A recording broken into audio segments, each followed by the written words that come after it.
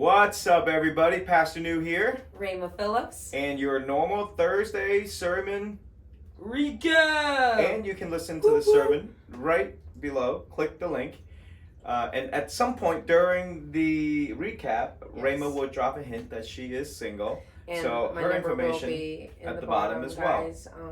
24, full-time job. I live by myself, guys. So that's right. She's an independent woman. Independent woman. She does it on her own. All right, anyhow. Okay, let's get into right to it. Part 4. Part 4, let's go. Of the circle, triangle, and square. The whole idea is relationships and discovering the intent of God's creation in us to have relationships. Yes. And how we manage them.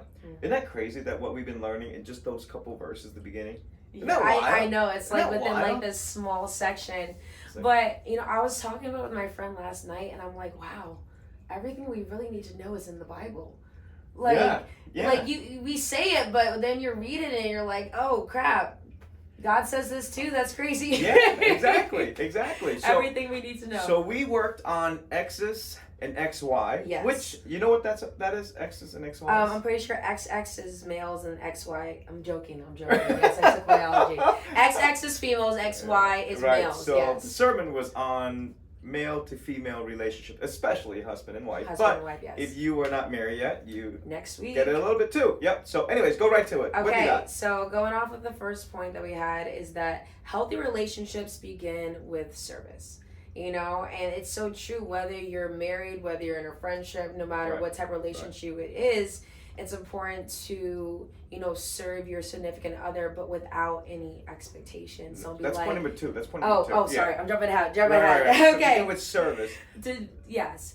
Healthy relationship begins with service. Yeah, so Jesus even taught this. It's like, love one another, serve one another. And Paul went and taught and said, do everything without selfish ambitions and put other people above yourself. So this idea of service is not just for like stranger or people that you want to, take out on a date.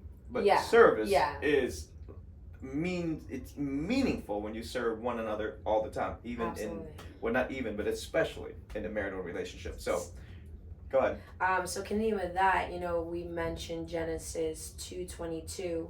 I paraphrase it a little bit, but it says, but for Adam, no suitable. That's your handwriting. I can read your handwriting, and you can read your own handwriting.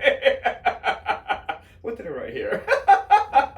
I was trying hard, guys. Okay, but for Adam, no suitable help was found, and that is when the verses go on to explain when God took the rib out of Adam to make Eve. Essentially, he also made him a helper. Yeah. Like to help him. Yeah. And what's the word helper? So helper means, I'm going to pronounce this wrong too, so I'm going to need some help. Ezer Keniko. I have no idea how to pronounce it either. Okay. But it means to help, to rescue, to be strong. Yeah, so essentially God created the woman to save the men in their stupidity. And we all know you have to be stronger. All right, so anyways, go on. So we all know men need the help, okay, ladies. But moving on, another point that you mentioned is when you said there is nothing that will make a man feel like a man more than a woman who cheers him on. And I feel like that's so important, especially in nowadays relationships, because everything is blasted on social media. Like, you see a lot of things, and one thing I feel like a lot of things is lacking is the cheering on of spouses. Like, you know what I mean? Yeah. Like, not cheering him on just because he can give you this, but like, okay, can you cheer him on when he's at his lowest trying to build up his business, or are you only going to cheer him on when he's at the top and made it? Absolutely. Absolutely. And then you mentioned it, Proverbs 21:9. I actually laughed when you said this, so I'm like, oh my goodness, this is probably true.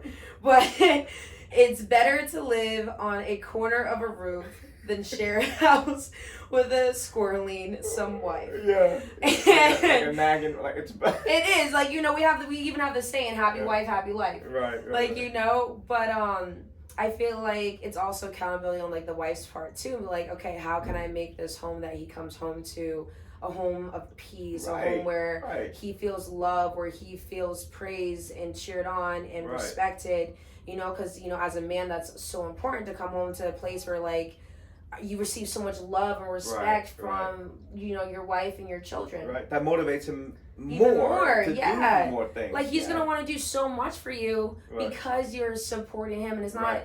Right. Don't make him go and stay in the corner of a house. Yeah. Or a corner of a roof and the corner's like line. No, how funny was that? Yeah, I actually started laughing because, again, this is another verse I didn't know was here. Right. And I just had to laugh a little bit. I'm like, wow. And we thought we were creative. Wife. It's we would interpret that today as like a nagging wife. The nagging wife, yeah. Oh, why you come home so late? Why are you making enough money? How come you didn't bring this home? All the... He's like, you know what? Forget it. Exactly. I'm gonna stay at the office. And that goes for anyone too. Like, I wouldn't want to do something for someone if they constantly nag me, put me down. I'm like, you do it yourself then. Like, I'm not gonna want to put myself in that position. So making sure that as a wife that you're able to support and just respect your cheer husband. him on. Cheer him on. Like he got the grocery. Oh yeah. Anyways, point number 2. I kind of mentioned it before. Healthy relationships serve without any expectations. That is just so important. Right. We serve to get something in return. Yes. The scripture teaches us, serve because you love them. Absolutely. Period. In Genesis 2:23, it talks about how when Adam and Eve became one bone and one flesh, that means essentially like they're the same person. Right. And so, when you serve them, you're serving your relationship as a whole, not just... You're serving yourself. Yeah, you're serving yourself. So it's like, it's not just for them, it's for the stability of your own relationship. Yeah. Speaking of the one bone of my bone and flesh of my flesh, and she is a part of him. What you wrote that? You got more notes there. I didn't write as much. I was rushing. I was on the video switcher this time. You can flip the page. Go ahead. When I'm up in the sound booth, I don't have as much time. Yeah. But moving on to the next point. That was like super quick, but this brings it in as well. Right. Oh no, I did. Oh wow. Never mind, guys. I had a lot more written. There you go. Ephesians 5:25, where it says, "Husbands, love your wife just as Christ loved the church." And then Ephesians 5:22, where it says, "Wives, submit to your own husband as you do to the Lord." And I feel like that's so important. But we only think about husband loves your wife, but then you got a verse as well. Yeah. It's amazing how everyone has a verse. Right. Yeah. You're equally has to what? Serve each other. Yeah. And I feel like, and I also love how God holds each side accountable for their own actions and how they treat each other. Right. Like, husbands, love your wife just as much as you love the church. Right. Just as much as Christ loved the church. Oh, Christ loved the church. Sorry. Right. It did say that. Yeah.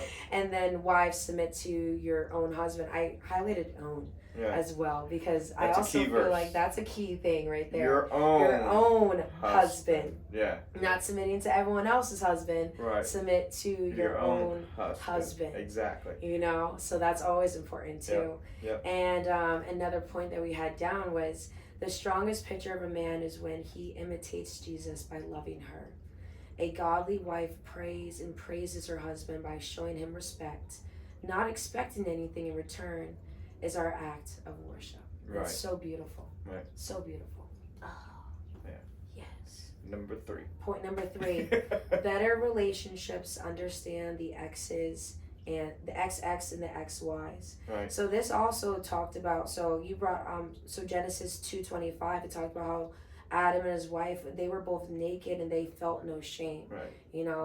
Quick point on that, like, I feel like we have so much shame when it comes to in this world, and it's so key that they felt no shame, which means that it was from God, like, Right. So our security, it's in God, not in the husband or not in the wife. Like, if we can find our own security in God, then it doesn't matter the vulnerability, But unfortunately, we sin happened and we lost that. So, but the better idea of it, not better, but the idea of it is that sex was created before the fall. Yeah. It was a union between a man and a woman, and God blessed it. What else you wrote? What you got? You didn't write a lot on that part. I was rushing. I was at the soundboard. But the key point, I did get this down. Right. Serve without expectations, and then X and X and X and Y will work itself out. Right. And going back to both points 1 and 2 play into points 3, but you also talked about understanding the individual needs of a wife and understanding the individual needs of a man, and when you can understand that, it also makes the relationship a lot less complicated. Right. So the way to a man's heart, right? The problem is, women tries to get to a man's heart without paying attention to his needs. Happy place. Happy place. That's where we use the we happy call it place. the happy place. And then men trying to get to a woman's happy place without paying attention to his her heart. heart. Yeah. Her heart. Her heart. Yeah, her heart. Opposite. Sorry, guys. So we're like opposite. Like we both want the happy place. Mm-hmm. Just the happy place for a woman is just a little higher, and the happy place for a man is just a little bit lower. Mm-hmm.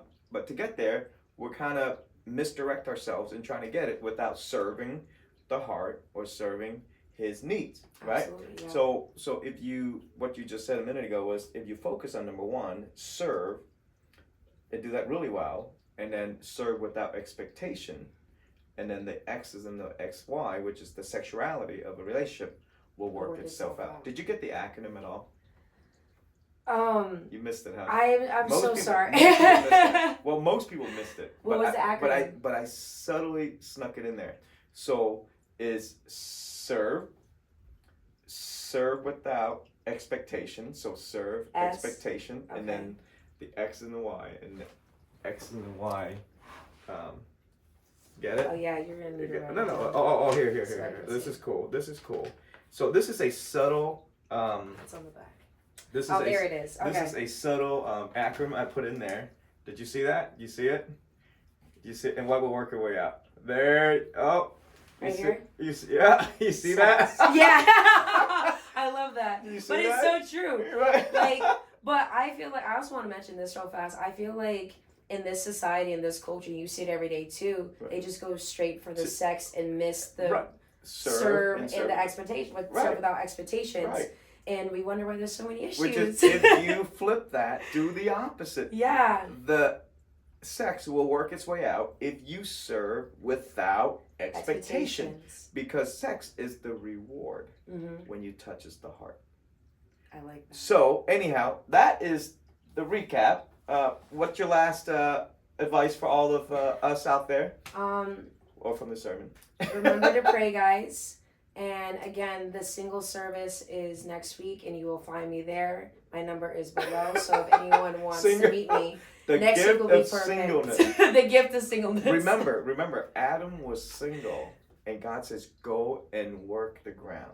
There is a blessing in being single, the way God created you. So if you guys watch the recaps, you guys get a little sneak peek. That's right. That's all we got. Awesome. That's all we got. Okay. We'll see you next Sunday. I'm in the pulpit, so I'll see you there.